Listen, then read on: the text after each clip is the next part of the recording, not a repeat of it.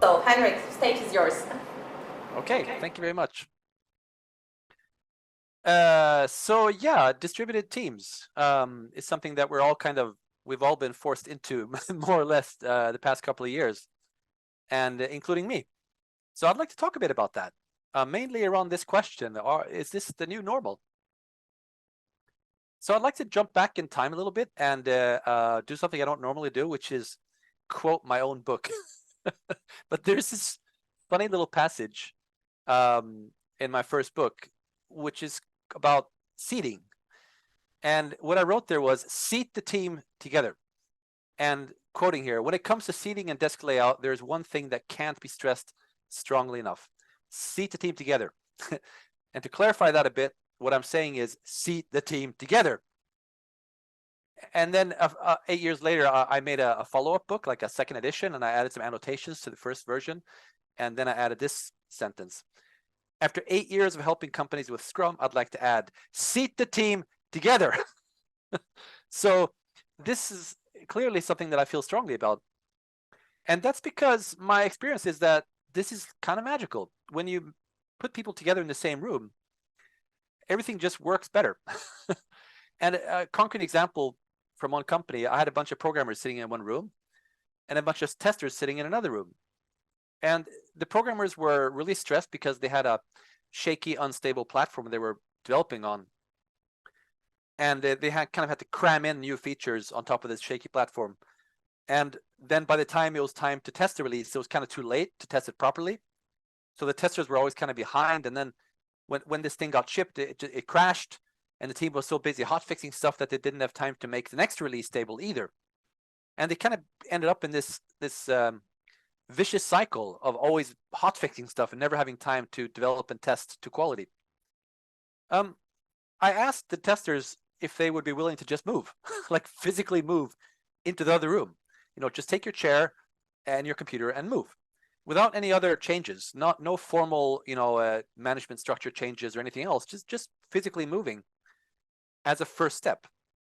And of course, the difference was really huge. It didn't make the problem go away, but it got us out of the vicious cycle. We started, things started getting better automatically over time instead of just getting worse, because now they're sitting together next to each other, solving problems as they're working, and we don't have this handoff going on. And it's kind of like we're all on the same page. So I like to say that if us and them work together every day, then gradually us and them becomes just us. So, and this is something that I see repeatedly, that when you get people in the same room, they just automatically tend to collaborate better and communicate better. Even in this case, when the distance between them was just 10 meters, that was enough to make people not really talk on a daily basis. So yeah, it was a bit crowded in the room, and it's not ideal. It was kind of too many people, but it was a lot better than before. But ideally, of course, we want to get to something like this, where we have smaller teams that are each cross-functional. And that's the pattern. That's what I keep seeing at companies like Spotify, and also more recently, I've been working at Mojang with Minecraft development, and it just co-located teams seems to be such a powerful force when you get people into the same room. They talk more effectively. They tend to be happier. They joke around. They get to know each other. They learn from each other, and basically get a healthier culture and happier people and more stuff done. So this was a pattern that I saw, and it has led to co-location being the standard in many companies, such as Spotify and Mojang, where when we hire people there, we would fly them in. We'd relocate entire families to Stockholm or to one of our other development centers just to get people into the same room. Okay, but what if you can't? What if you can't seat the team together? Well, first of all, distributed teams are not a new thing, right? They were around before the pandemic.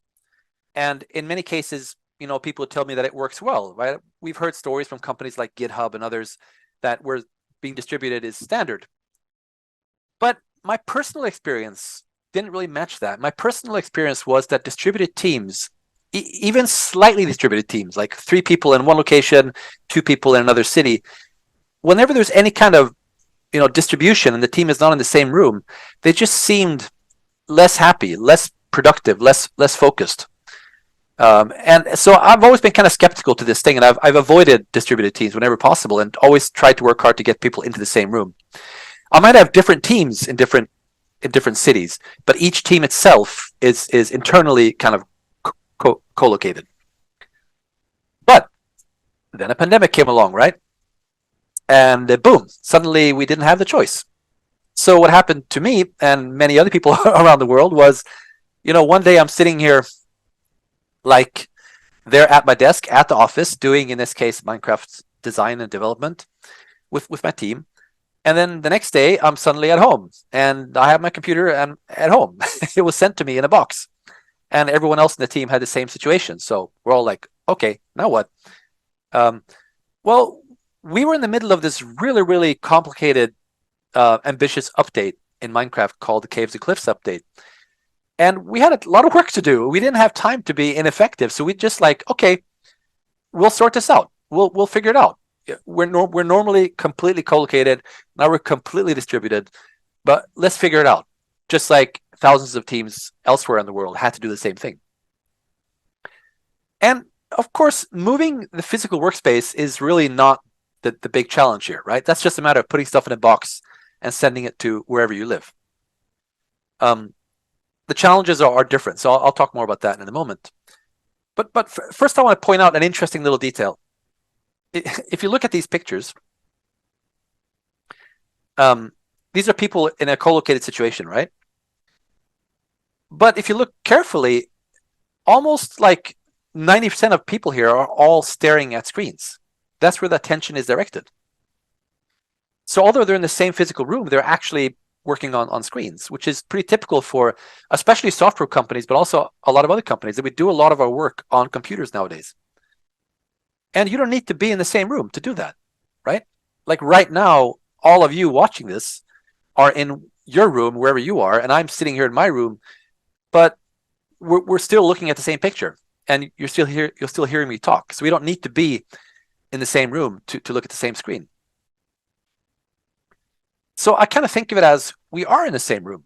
We're not in the same physical room, but we are in the same digital room right now, talking and looking at the same pictures. So let's talk a little bit about this concept of a digital room.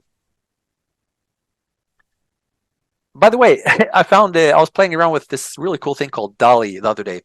It's like an AI-based image generator, but you type some text and it generates an image. It's amazing. I typed digital office or digital room or something like that, and I got this picture. It just generated the picture dynamically. Really interesting. And I think it kind of conveys maybe what is the feeling of being in a digital room. It's kind of abstract. It's kind of weird, but we all are together and we're doing something together. And that's kind of what I mean by digital room. So what is this thing? Well, in practice, in practical terms, I think of it as a set of tools and digital workspaces that create the feeling or the illusion of being in the same location. And these tools let us work together effectively. So common tools would be things like Miro for digital boards and drawing together, Google Drive for writing documents together, doing presentations, a Slack for chatting, GitHub for sharing and saving code, maybe Zoom for video conference. There's, of course, other tools, but typically some combination of tools like this is a digital room. And the nice thing is these tools are, free or at least cheap, depending on how you use them. But it's not like a huge, amount of money you need to spend to create a digital room. It's really interesting.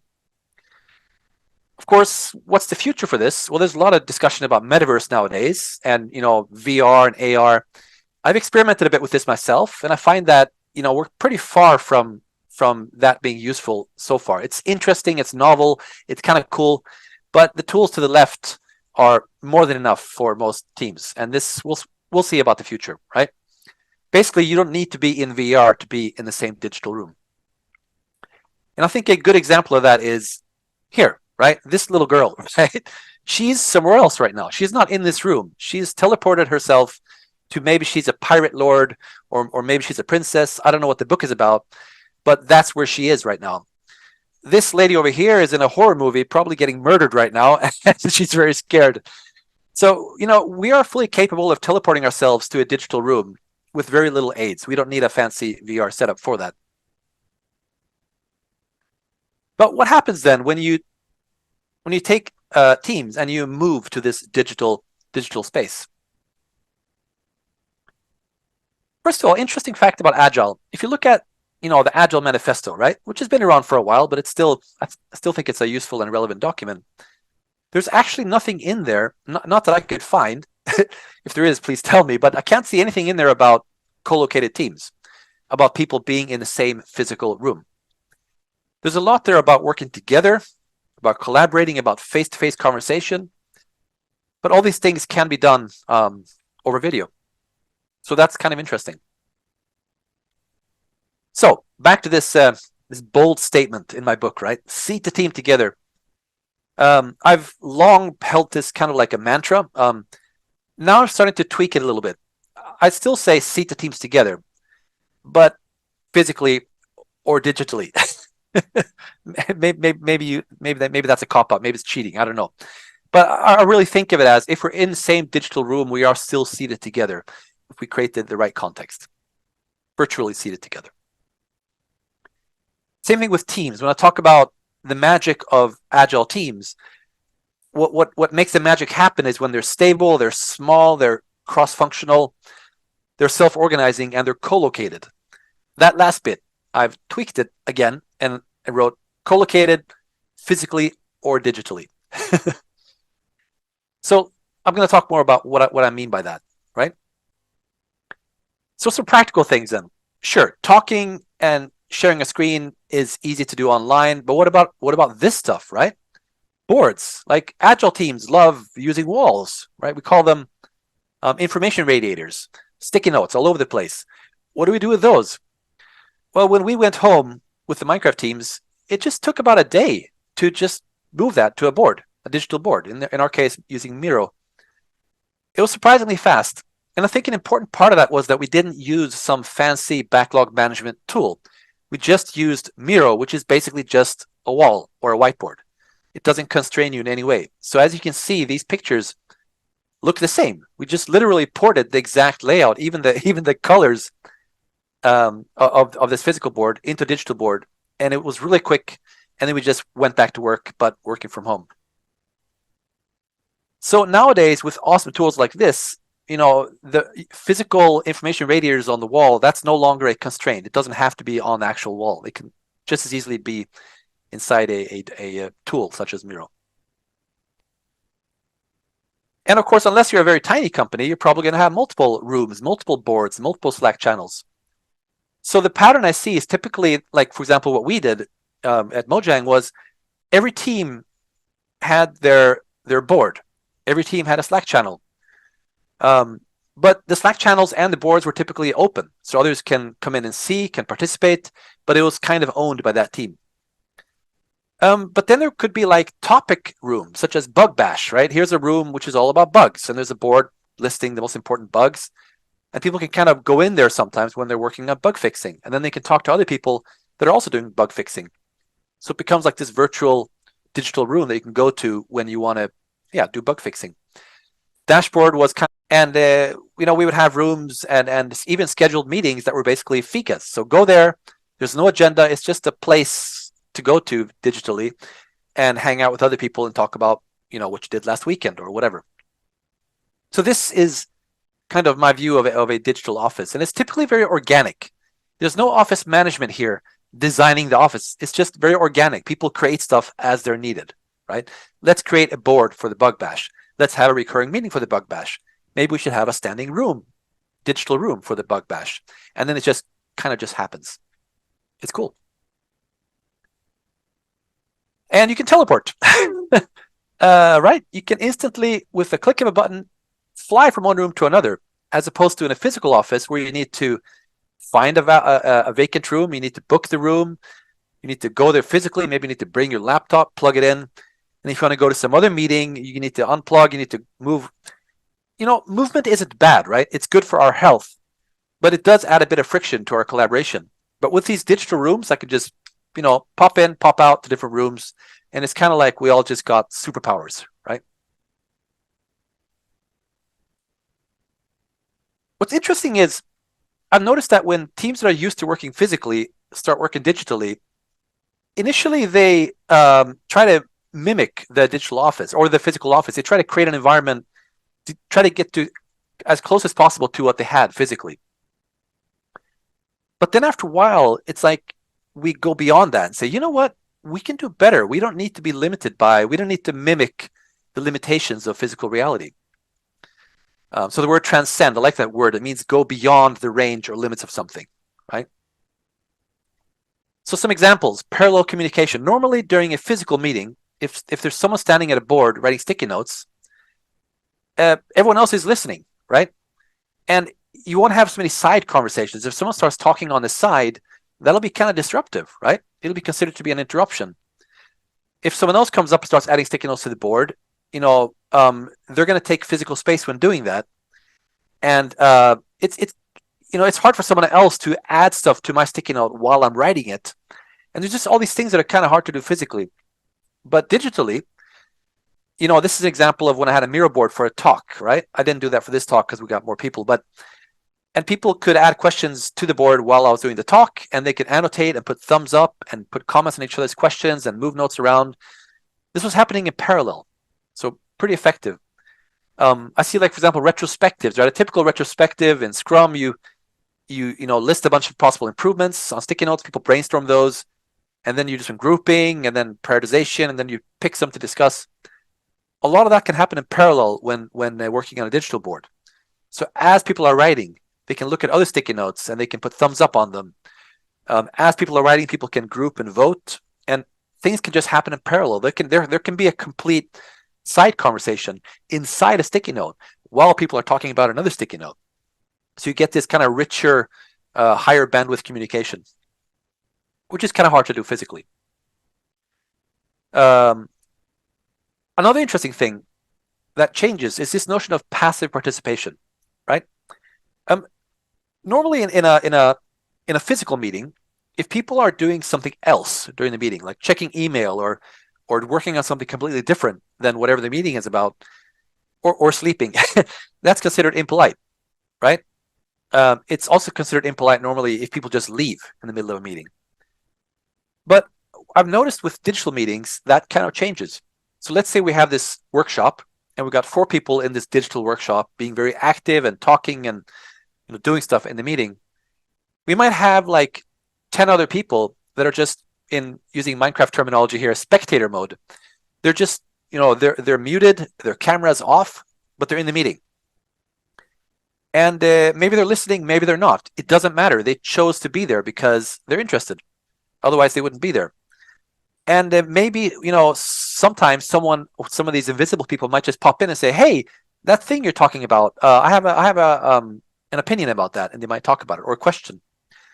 So it's really nice that you can choose to passively join a meeting and just observe it a little bit in the background, maybe while coding or something, and just getting a sense of what they're talking about over there.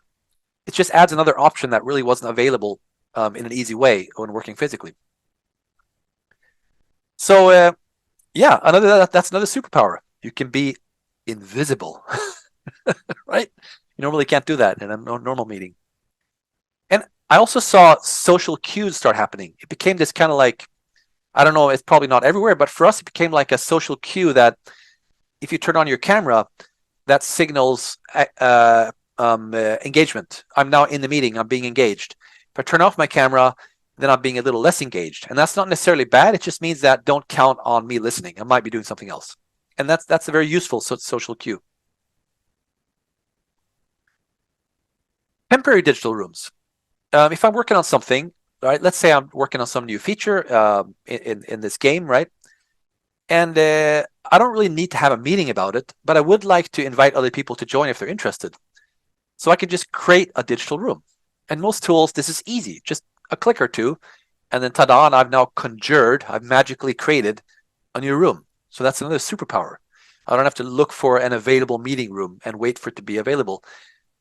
I can just conjure a digital room, and anybody can join no matter which location they're in. So typical thing would be like I go out on Slack and I say, hey, folks, I'll be working on this feature today, doing some prototyping, and feel free to hop in if you want, right? And sometimes people will, sometimes they won't. So good morning, I'm working on the performance problem today in this room. Any help is welcome. And that might lead to this informal collaboration where a bunch of people show up because they care about this problem and maybe they have insights about it. And we get this kind of spontaneous temporary team happening around this one problem, which is pretty powerful. Lisa and I will be in this room during most of today, making a preliminary plan for next release, preparing for next week's workshop. Welcome to join if you're interested. Again, we're doing preparations. We don't need a lot of people, but if someone does want to know what we're talking about, does want to give input, they're welcome to join. So it creates this very kind of nice dynamic workspace. And maybe most importantly, it opens up for informal communication, right? Which we sometimes, this is a challenge in digital workspaces, right? We lose this kind of like coffee room chat, right? People just walking by someone's desk saying, hey, what's up? What are you up to? Oh, that's a cool thing. Tell me what you're working on, right? You lose that a little bit. These kind of techniques open that up again because someone might pop in, not to talk to me, but because they want company.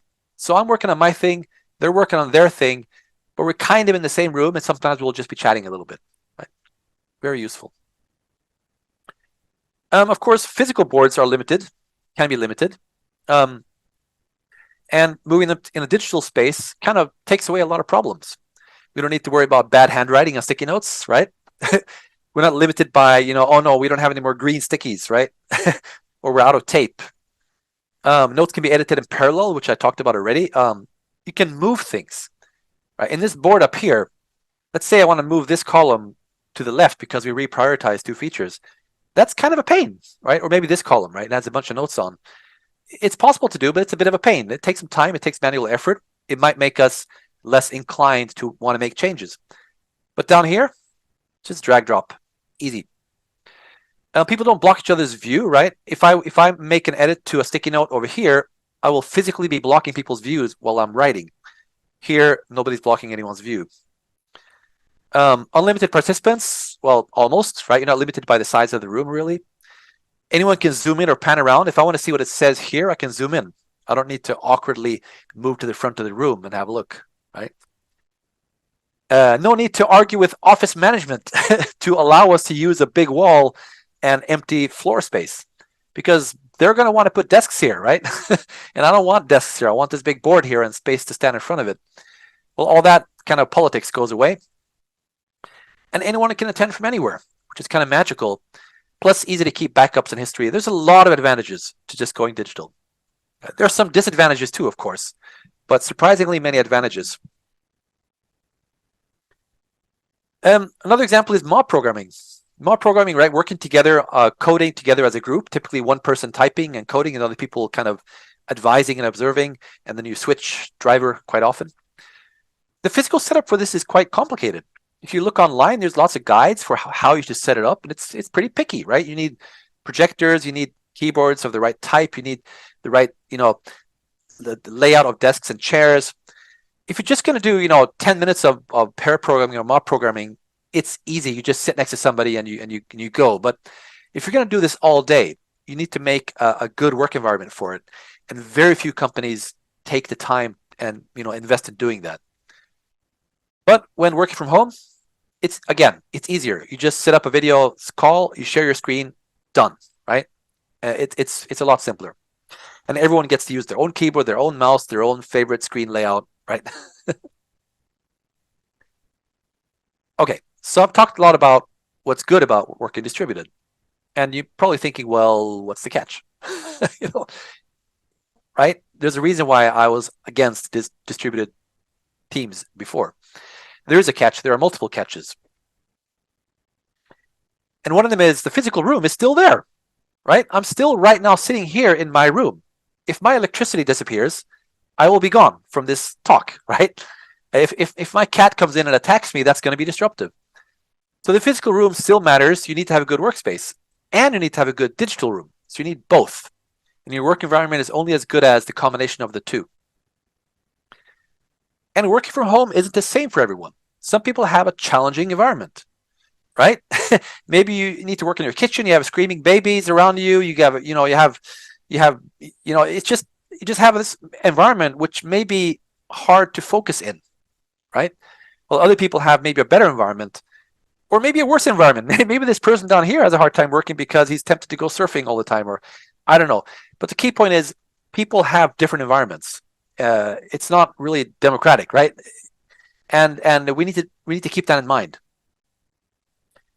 Plus, some people just don't like working from home. Maybe they live alone. Maybe they kind of go nuts. Maybe they're very extrovert. They need people around themselves to get energy, and they just kind of go crazy sitting around the kitchen table all day, and then after work still sitting around the kitchen table making dinner.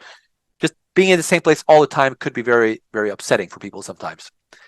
So yeah, we need to keep this in mind. Working from home can be a blessing for some, and it can be a curse for others. So a trend I'm seeing is co-working spaces. This has been around before, but it seems to be spreading more. And it makes sense if you think about it, right? Like if we imagine two companies here, yellow company, blue company, and this is a map of the region. Traditionally, everyone goes to work like that, right? And then they go home. And it could take time, right? It could take, transit could take time. Plus the work environment might not even be very good. Maybe it's a very noisy environment with an open plan. People can't focus. So this is, the traditional way of working isn't necessarily optimal for everyone. What's nice about co-working spaces is they open up this third option. You can work from home, you can work at the office, or you can go to this co-working space, which is probably a bit closer to where I live. And there I can meet maybe colleagues, but I can also meet other people from other companies, and you can get energy and inspiration from other people. So, and these can be combined. So maybe I work from home sometimes, I go to a co-working space sometimes, or maybe I go to a coffee shop and work with some friends. And maybe every Friday or every Tuesday, we all go to the office and we hang out there, right? So we can be smart about transit and not just always do things the way we used to do. That's kind of what I like about distributed development.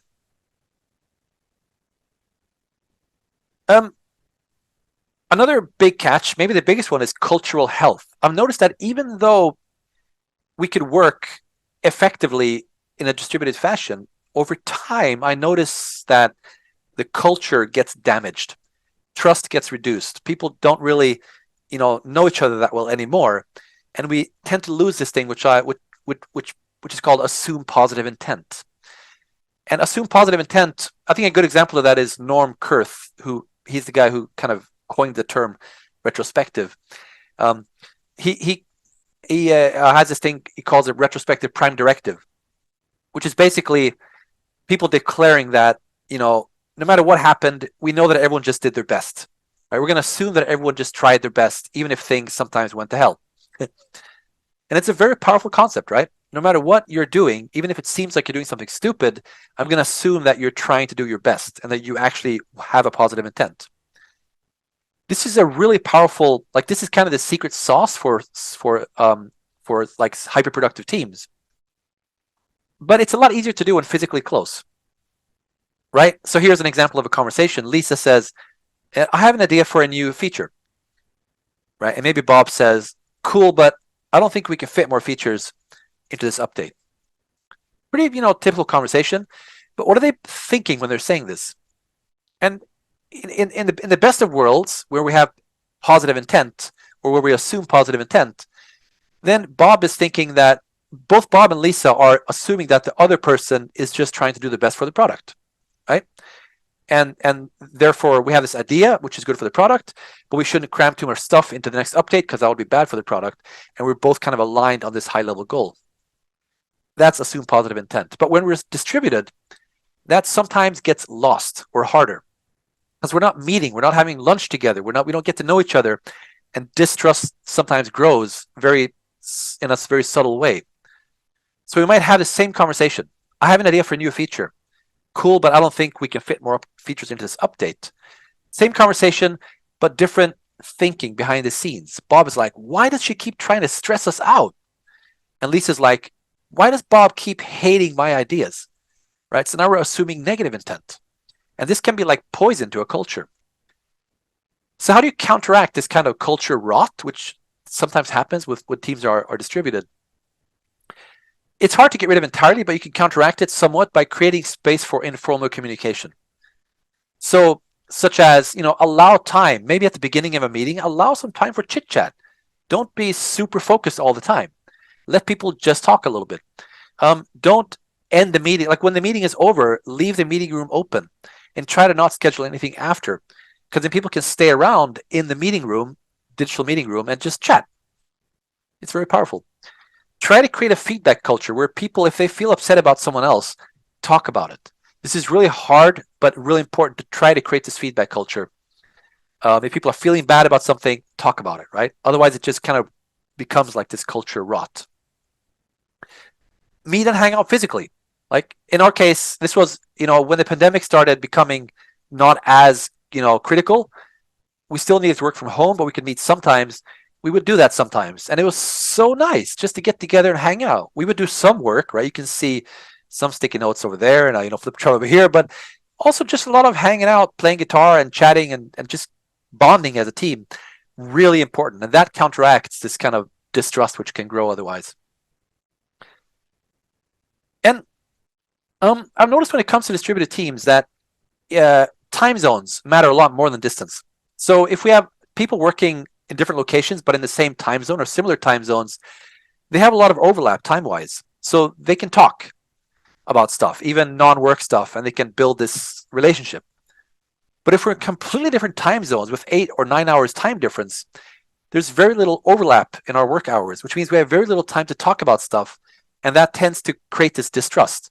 Like, how am I going to give you feedback when I only get to work when we only have 1 hour overlap per day? And that's always going to be some other meeting.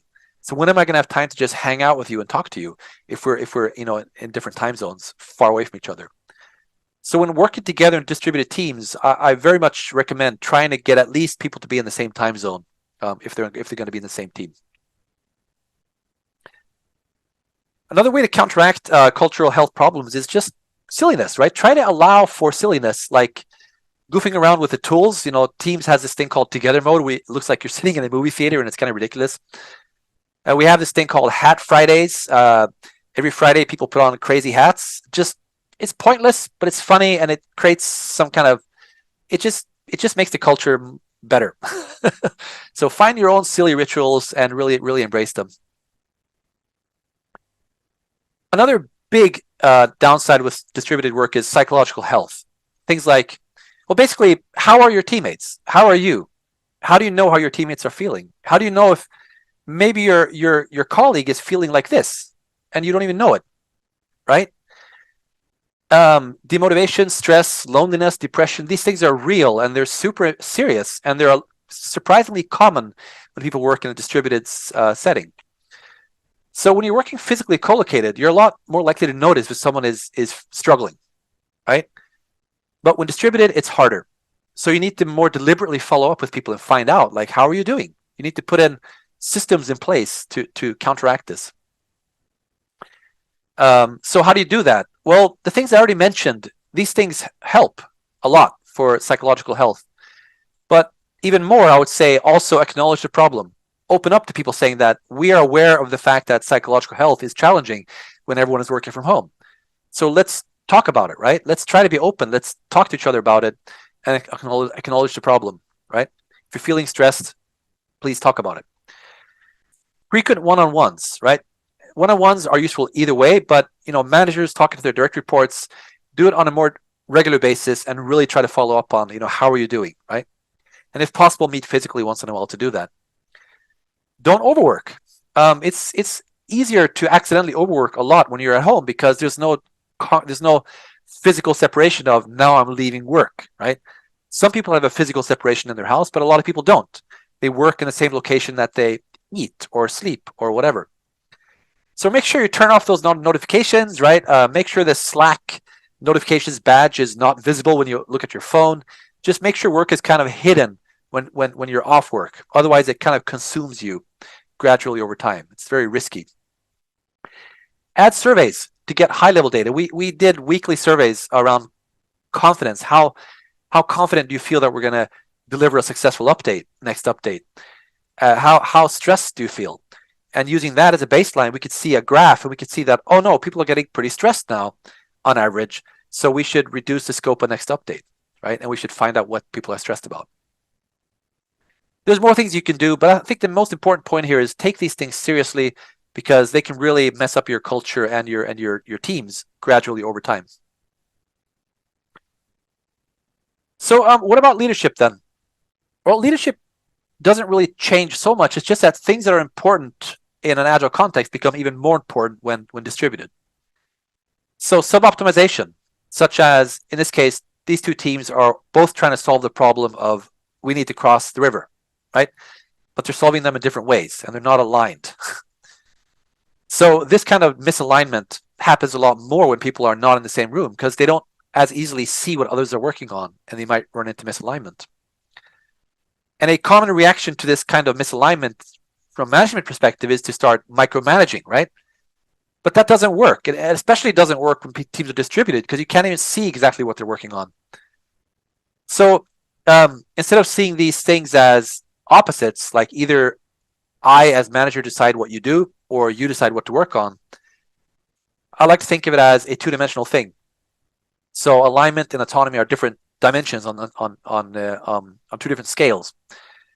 So in a low alignment, low autonomy culture, people don't know why they're at work, right? You go to work and you don't know what you're supposed to do, so you just do something, or maybe someone just tells you exactly what to do, but they don't know why you're doing it, and it just becomes this micromanagement culture, which is very demotivating and very ineffective.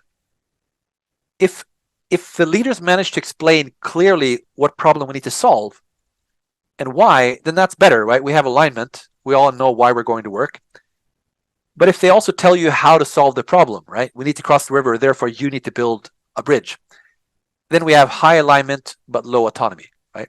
A little bit better, but still not great, and very hard to do, especially when people are distributed. So what we want is this high alignment, high autonomy. Basically, the better you are as a leader, the better you are at providing alignment, providing context and clarity, the more autonomy you can give and let the teams figure out how to solve the problem. This becomes extra important when people are distributed because you really can't control what they're working on, right? You can set a high-level goal.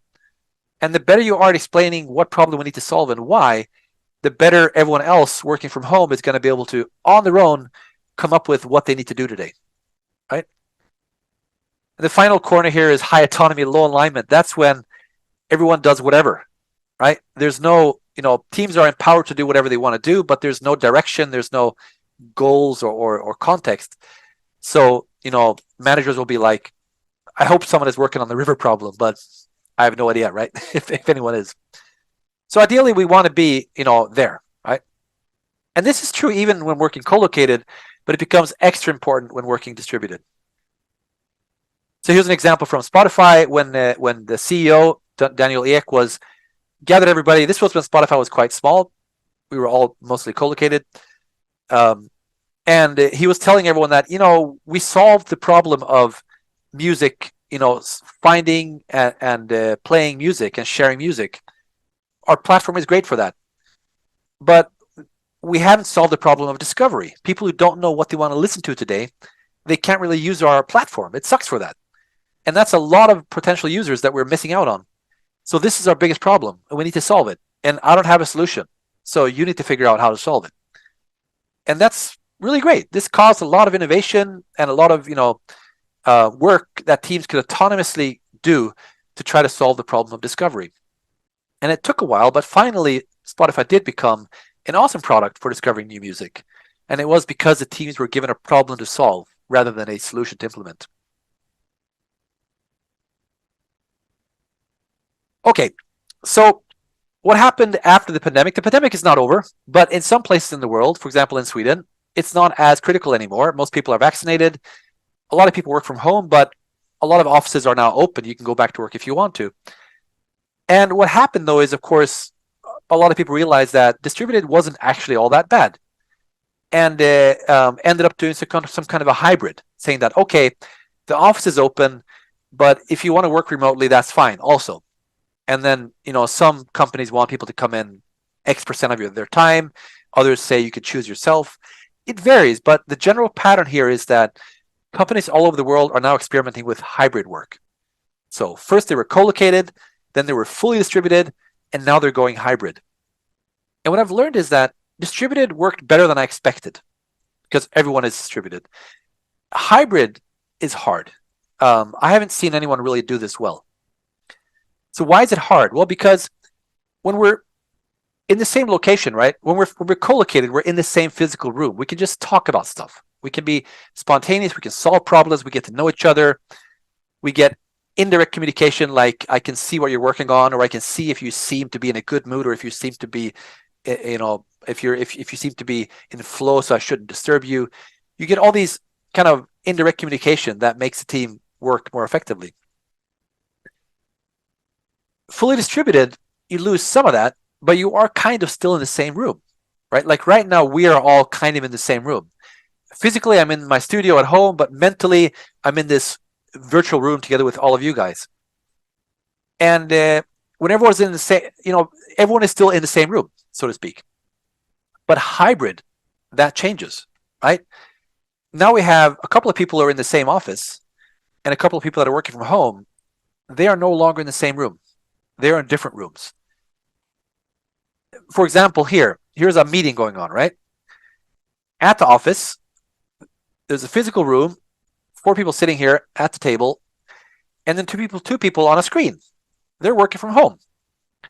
So what happens is these are 2 different rooms, this room and the digital room.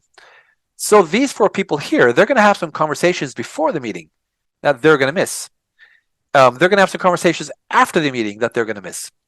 And they may even have conversations during the meeting, right? I've seen situations where while Bob here is talking, this group is muted because they don't want to make noise, and they're actually having side conversations that they can't hear. And it really becomes 2 different rooms. And that's what I think makes it really hard. So what do you do about it? Well, there are some options, right? We could say don't do hybrid. We're either in the same room or we're distributed. No mixing, right? So for example, maybe all 4 people here just goes to different rooms. And even though they're in the same office, they will not meet physically, which is kind of weird, right? Why do we even go to the office then? Well, maybe because it's good to have lunch together. Okay, fine. But it is a bit awkward, right? But some people do it, and some people say that works well. Another option is to try to remove the unfair advantage. So kind of force us into the same room. This is a little bit similar to A, and I'll talk more about that in a moment. Option C is to say, it's okay. We accept and leverage that difference. These people will have richer conversation, and that's okay. It's kind of like the price we pay for being remote, right?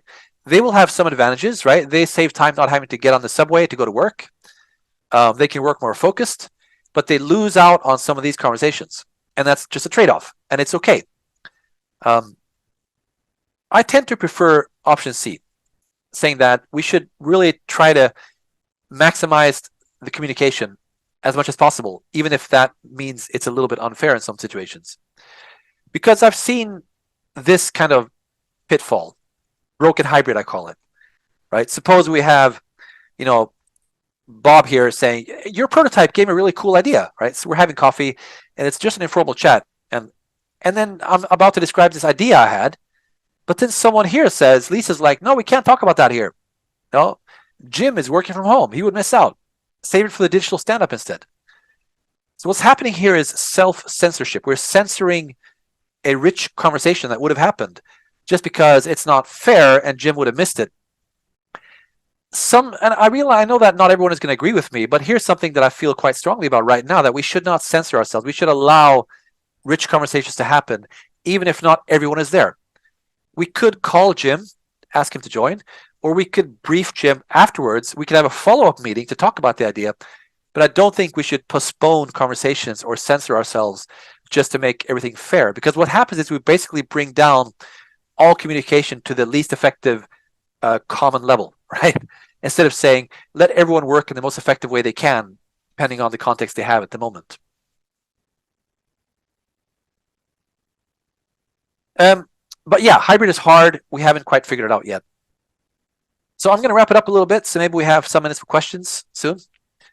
Key points that I hope we can take away from this. Are distributed teams the new normal? And my belief, I don't know, of course, but my belief is yes, I think it is. I don't think we can put the genie back in the bottle, right? We've tasted this thing, and we like it, right? It's quite cool. It opens up a new way of working. It's not always good. It has downsides, of course, but we're not going to go back and say everyone has to be at the office all the time. Although some people are trying, right? Elon Musk is trying. We'll see if he succeeds. But I think this is going to be the new normal. And the insight I had was that this can really work well. Before COVID, I didn't think it could, but I've changed my mind. I've experienced it myself as a team member, and I've seen how it could work. Cultural health, psychological health is an issue, but overall, I was surprised it worked a lot better than I expected. And companies that are good at this, that allow people to work distributed or hybrid, that provide the right tools for this, provide the right support for it, they have a huge competitive advantage, right? They have access to smart people all around the world. And people are going to be more likely going to want to work at those companies, probably. They have an advantage in the terms that they don't have to fly people to the office, right? Especially in this world, we're in a climate emergency. We can't be flying all over the place. Companies that are good at distributed work will have a lower carbon footprint, which is also really important. So there's a lot of reasons why this is a huge competitive advantage for a company to allow and maybe even embrace distributed work. But again, meet sometimes if possible, right? Find ways to build strong relationships, because everyone being at home all the time is probably going to be problematic. So respect and counteract the downsides, right? Cultural health issues, psychological health issues, they're important, they're serious. Make sure that you deal with that. And finally, hybrid is hard, right? We'll probably figure it out. I'm pretty sure we'll find ways of making it work. I just haven't seen it work that well yet. So maybe you have, right? If you've seen it work really well, please, share your story. Put out a case study or do a talk. Let's share these things so we can learn from each other. I guess that was it for my talk. So I hope you enjoyed it, and I hope you learned something interesting. And I believe we have 5 minutes for questions.